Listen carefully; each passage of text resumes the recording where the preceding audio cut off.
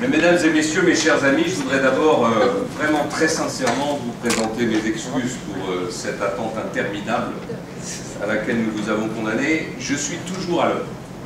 C'est très intéressant parce que je pense que quand on regarde les responsables politiques et leur façon de traiter cette question de l'heure, il y a des différences très importantes. François Mitterrand pouvait avoir plusieurs heures de retard.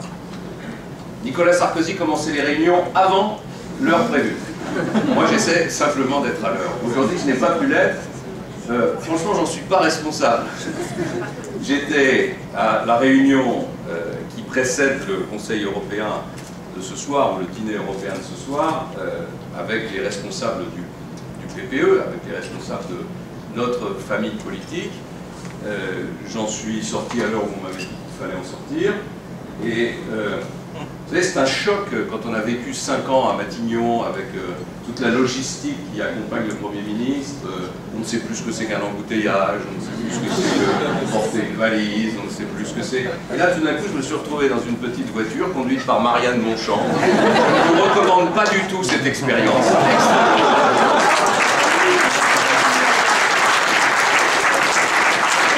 La route à je ne sais combien de voitures. On a fait des demi-tours au milieu de terre-plein centraux, touchant avec le fond de la voiture. Enfin, tout ça pour vous dire que c'est vraiment contre ma volonté si je suis arrivé en retard et je ne voudrais surtout pas que vous pensiez que c'est de la désinvolture de ma part. Deuxièmement, je voudrais vous dire que c'est pour moi très symbolique de m'exprimer pour la première fois à l'occasion des élections des députés qui vont représenter les Français de l'étranger. Pourquoi? Parce que c'était un engagement qu'avait pris Nicolas Sarkozy dans sa campagne de 2007. Et c'est un engagement que nous avons tenu. Vous serez désormais représentés à l'Assemblée nationale parce que vous êtes tout simplement la projection de la France, la projection de sa force économique, la projection de sa culture. Et il était normal qu'on vous donne les moyens de vous faire entendre. Et pas de vous faire entendre seulement au Sénat, même si le Sénat est très important, mais de vous faire entendre là où se joue la politique de notre pays, c'est-à-dire à l'Assemblée nationale. C'est pour moi un très grand plaisir de saluer tous ceux qui ont accepté de soutenir Marianne Monchamp. J'ai été tout à l'heure ému d'entendre Didier Reynders, et surtout j'ai trouvé qu'il avait, comment dirais-je, beaucoup d'indulgence à mon égard, parce que nos relations parfois étaient difficiles. Nous avons passé des nuits ensemble à négocier sur des dossiers que vous connaissez bien et qui étaient des dossiers très difficiles entre la France et la Belgique. J'ai d'ailleurs noté à cette occasion qu'il y avait une très très grande différence entre la manière dont la France est gouvernée et la manière dont la Belgique est gouvernée. Chez nous, les conseils des ministres se tiennent le mercredi. Ils commencent en général à 10h, 10h15 et ils se terminent au plus tard à midi. Moi, il m'est arrivé plusieurs fois d'être rappelé par le Premier ministre belge au milieu de la nuit. Et il me disait, je suis dans le Conseil des ministres et j'ai besoin d'avoir ton accord sur tel ou tel sujet. Donc en Belgique, il y a des conseils des ministres qui se tiennent au milieu de la nuit. Et en tout cas, merci à Didier Reynders, comme je veux remercier Alain. J'ai tellement peur d'écorcher son nom, je vais l'appeler Alain, de son soutien et surtout de l'initiative qu'il a prise de défendre la candidature de Nicolas Sarkozy ici en Belgique. Et puis enfin, je voudrais naturellement vous dire que si j'ai accepté de venir, c'est parce que c'était pour Marianne Monchamp. Marianne est une femme de cœur, c'est une femme de cœur que je connais depuis longtemps, ça a été un très très bon ministre dans mon gouvernement, très engagé, pas engagé seulement, comment dirais-je, pour une carrière ou pour réussir de façon technique, mais engagé au sens de son engagement pour ses valeurs, pour sa façon de sentir la société, de l'approcher. Et je voudrais vraiment la remercier du travail remarquable que nous avons fait ensemble. Nous sommes engagés dans une campagne qui est une campagne très très importante. On a perdu les élections présidentielles. On les a perdues d'un cheveu. Il aurait suffi que 600 000 voix se portent sur Nicolas Sarkozy pour qu'il soit aujourd'hui président de la République. Pour vous donner une idée de ce que ça veut dire, on a pris 300 000 voix dans la vue en Guadeloupe et en Martinique. Il y a 2 millions de bulletins blancs. qu'il aurait suffi qu'on fasse un score à peu près équilibré en Guadeloupe et en Martinique, et que moins d'un tiers des bulletins blancs se portent sur Nicolas Sarkozy pour qu'aujourd'hui on soit dans une situation très différente que celle que nous connaissons. On a perdu, mais on a perdu d'un cheveu. Ça veut dire quoi? Ça veut dire que les Français n'ont pas adhéré au projet socialiste, et ça veut dire que les Français n'ont pas rejeté la politique qui a été conduite par mon gouvernement sous l'autorité de Nicolas Sarkozy pendant 5 ans. Et d'ailleurs, c'est ce que je ressens aujourd'hui en faisant campagne à travers toute la France. La mobilisation des électeurs de la droite et du centre est très forte, alors qu'on sait bien que traditionnellement, après un échec électoral, le camp qui a perdu se démobilise. Ça n'est absolument pas le cas aujourd'hui, et à l'inverse, on sent à gauche un flottement. Le président Hollande a une cote de popularité de l'ordre de 53 ou 54%, ce qui est extrêmement faible quand on démarre un quinquennat. On avait démarré le quinquennat de 2007 avec des cotes de popularité autour de 70%. Et tous les leaders de l'opposition, puisque nous sommes maintenant dans l'opposition, simplement pour 3 semaines, les leaders de l'opposition...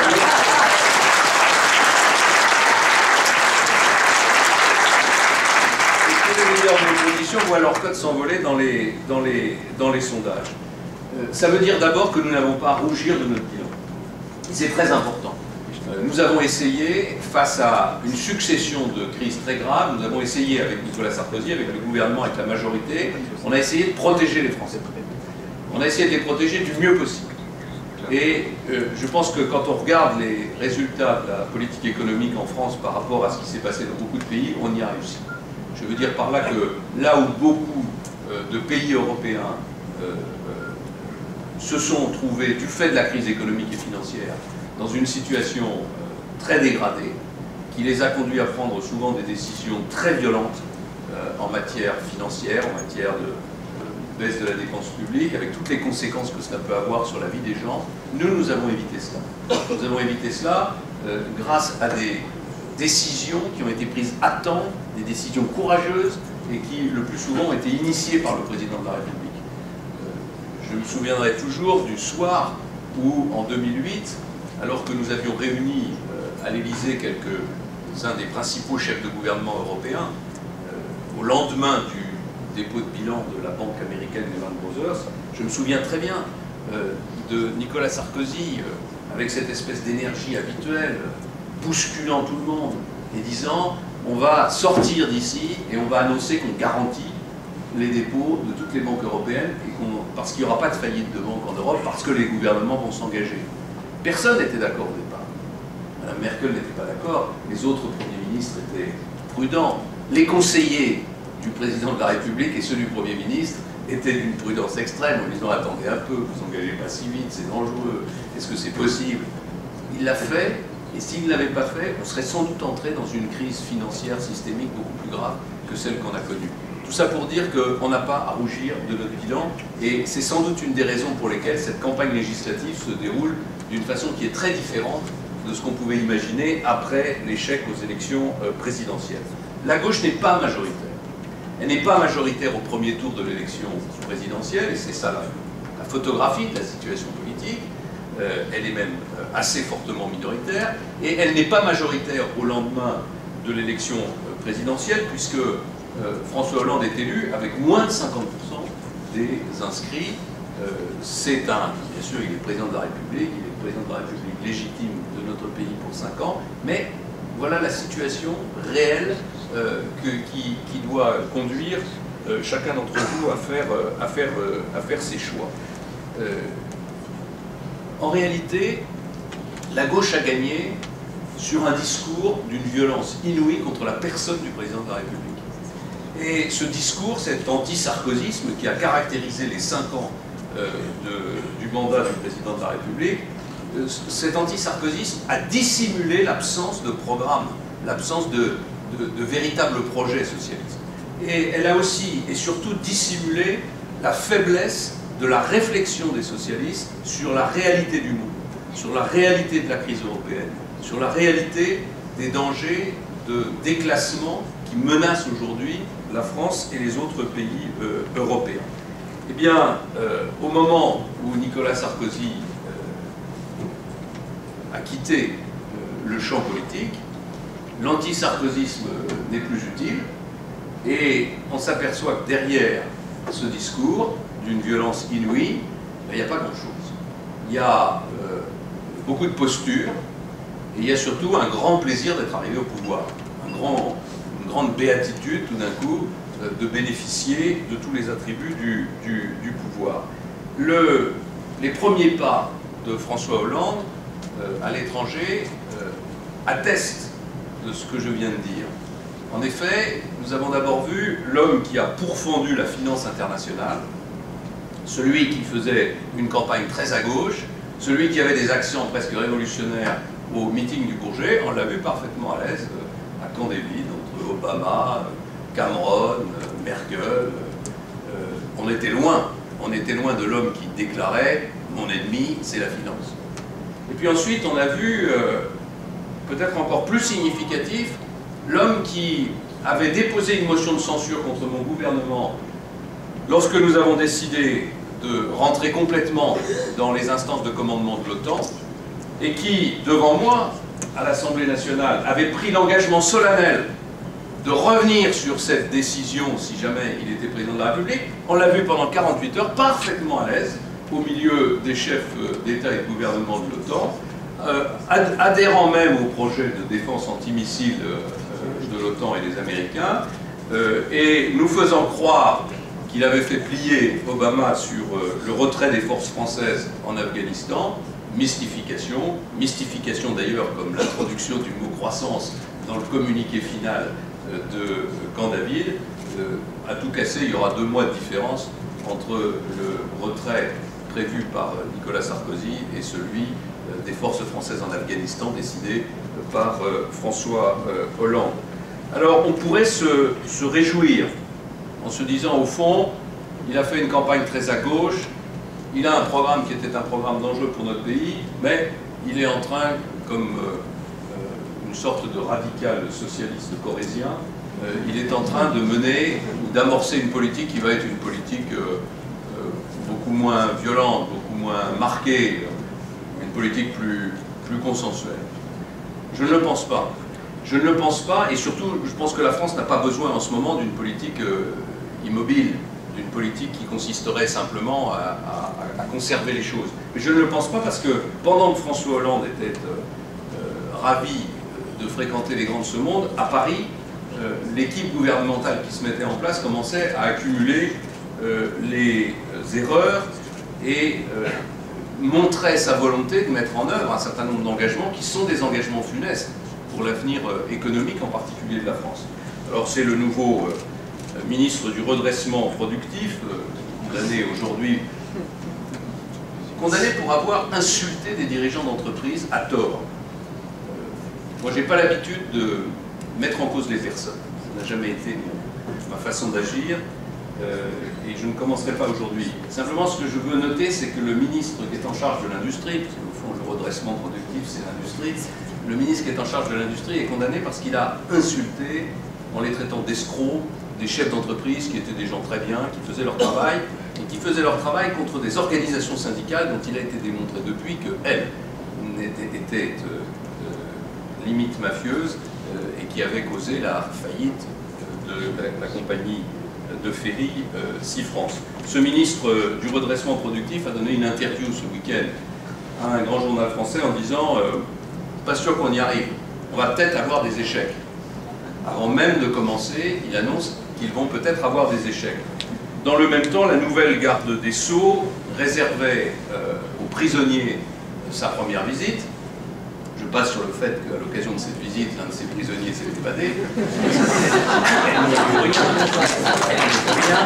Mais elle annonçait, en même temps, et au fond on est dans le même registre symbolique, elle annonçait la suppression des tribunaux correctionnels pour les mineurs délinquants, ce qui est une faute grave, ce qui est un signal envoyé à tous ces caïds que vous évoquiez tout à l'heure, que leur impunité est assurée. Et puis surtout, dans le même temps, le ministre des Affaires sociales annonçait la sortie dans quelques semaines d'un décret qui rétablit la retraite à 60 ans pour une partie des Français, pas pour tous, pas comme François Hollande s'y était engagé. Et ça, pour moi, c'est la faute la plus grave. C'est la faute la plus grave. Pourquoi? D'abord parce que c'est des milliards de dettes supplémentaires.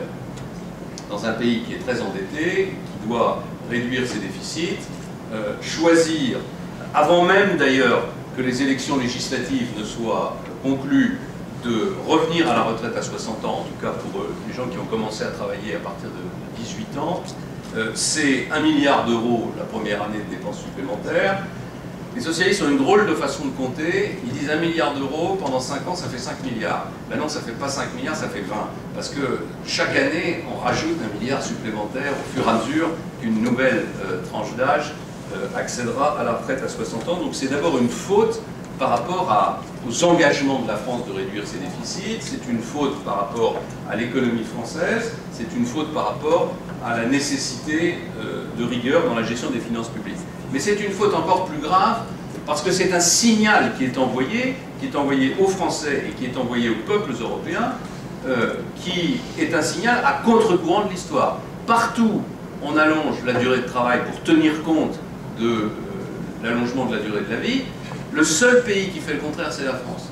Et alors, c'est le moment que choisit François Hollande pour donner des leçons à l'ensemble des pays européens, et notamment à l'Allemagne, réclamant que l'Allemagne fasse preuve d'un peu moins de rigueur, et que l'Allemagne alimente une relance par la dépense, une relance par la consommation, une relance incite à la relance. C'est-à-dire que le pays qui est en train d'envoyer le signal qu'on peut travailler moins, demande au pays qui a fait les réformes nécessaires et qui a fait en particulier une réforme des retraites qui conduira à partir en Allemagne à terme à 67 ans, et c'est à ce pays-là qu'on demande de faire des efforts supplémentaires aujourd'hui pour stimuler la croissance en Europe. C'est un message irresponsable, c'est un message à contre-courant, c'est un message qui sera sans doute lourd de conséquences à la fois sur les relations entre la France et les autres pays européens, et évidemment c'est un message qui est extrêmement trompeur pour le peuple français, auquel on essaie de faire croire qu'on peut s'en sortir sans effort, qu'on peut s'en sortir en travaillant moins, qu'on peut s'en sortir en continuant de miser sur de la dépense, publique. Enfin, il y a le ministre de l'Éducation nationale qui, sans aucune concertation, annonce la remise en cause des rythmes scolaires. Pourquoi est-ce que j'évoque ce sujet? C'est simplement parce que j'avais dit avant les élections présidentielles que les syndicats avaient toujours été cocus avec la gauche. C'est une vieille tradition. Les syndicats pensent toujours qu'ils vont être mieux entendus par la gauche, mais une fois que la gauche arrive au pouvoir, la gauche considère qu'elle est la conscience sociale du pays à elle seule, et elle n'a pas besoin des syndicats. Et donc, on le voit tout de suite, sur les retraites, sur les rythmes scolaires, les ministres annoncent les décisions sans la moindre concertation avec les organisations syndicales. Alors, toutes ces décisions, mauvaises pour le pays, mauvaises pour notre économie, vous pourriez considérer que c'est la mise en train d'un nouveau gouvernement, que ça est un peu anecdotique, et que sur 5 ans, les choses pourraient se rétablir. Mais ça n'est pas anecdotique parce que nous sommes dans une situation de crise.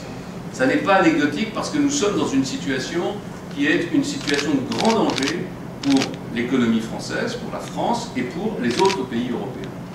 En 1981, quand la gauche, pendant près de 2 ans, a dérapé en mettant en œuvre des réformes qui étaient des réformes irresponsables, on a mis un certain temps à le payer, mais c'était une époque où la monnaie n'était pas attaquée de la même manière, c'était une époque où il n'y avait pas encore, comment dirais-je, la perception de la menace que font peser les grands pays émergents sur la vieille Europe. Aujourd'hui, nous ne sommes plus du tout dans cette situation. Nous sommes dans une situation où le risque de déclassement est réel, et il n'est pas pour demain, il est pour maintenant. Et ce risque de déclassement, il est dû à une chose très simple. Il y a des grands pays qui se sont réveillés, qui travaillent, qui innovent, qui font en réalité ce que nous avons fait pendant des générations et des générations pour construire la puissance économique de la France et des pays européens. Et ces pays-là, progressivement, nous prennent des parts de marché dans le monde. Ils nous prennent des parts de marché, donc nous sommes moins riches. La législative, c'est d'empêcher que le gouvernement socialiste ne mette en œuvre une politique de matraquage fiscal qui sera inéluctable. Car il faudra bien respecter les engagements européens que nous avons pris en matière de réduction de déficit, ou en tout cas les respecter en partie, et quand on augmente la dépense publique et qu'on a des déficits importants, il n'y a pas d'autre solution que d'augmenter les impôts, et nous savons que l'augmentation des impôts va être extrêmement violente. Enfin, l'enjeu de ces élections législatives, c'est aussi de défendre un pacte républicain qui, dans notre pays, est fragilisé.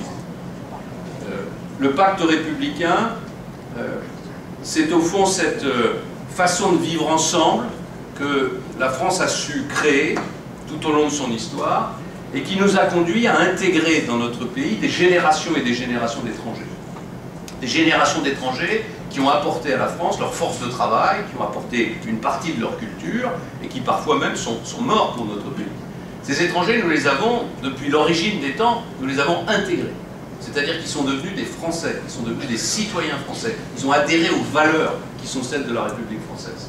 Nous avons toujours combattu le communautarisme. Nous avons toujours combattu une autre façon d'envisager l'organisation politique, de l'organisation de la nation, qui consiste à laisser les communautés vivre leur vie et qui consiste à laisser au fond les coutumes et les traditions des communautés passer au-dessus des lois de la République. C'est le contraire du modèle d'intégration qui est le nôtre. Ce modèle d'intégration, aujourd'hui, il est bousculé, il est fragilisé. Il est fragilisé d'abord par une immigration qui est incontrôlée, ou qui n'est pas suffisamment contrôlée. C'est pour ça que nous avions porté le débat sur la question de la maîtrise des flux migratoires. Il ne s'agit pas, naturellement, de fermer les frontières de notre pays. Il s'agit simplement d'essayer de réguler les flux migratoires pour être en mesure d'accueillir les étrangers sur notre territoire dans des conditions qui soient des conditions dignes, c'est-à-dire de leur trouver du travail, de leur trouver un emploi, de leur trouver un logement. Ça suppose de maîtriser les flux.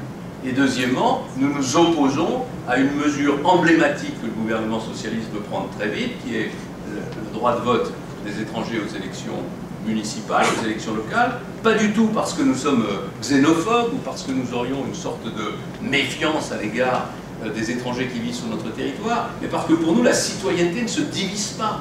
Et notre ambition, c'est que tout étranger qui s'installe durablement en France ait envie de devenir français, ait envie de devenir un citoyen.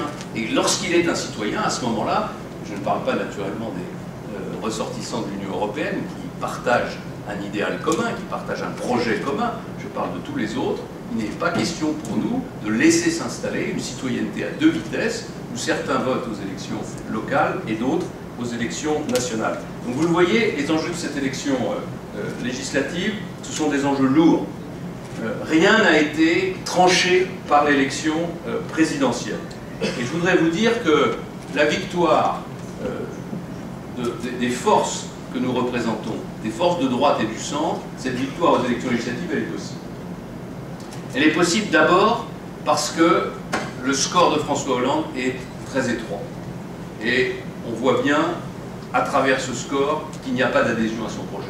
Elle est possible ensuite parce que nous sentons, et je le sens tous les jours à travers les réunions que je fais à travers toute la France, une très forte mobilisation des électeurs de l'UMP et des électeurs de la droite et du centre.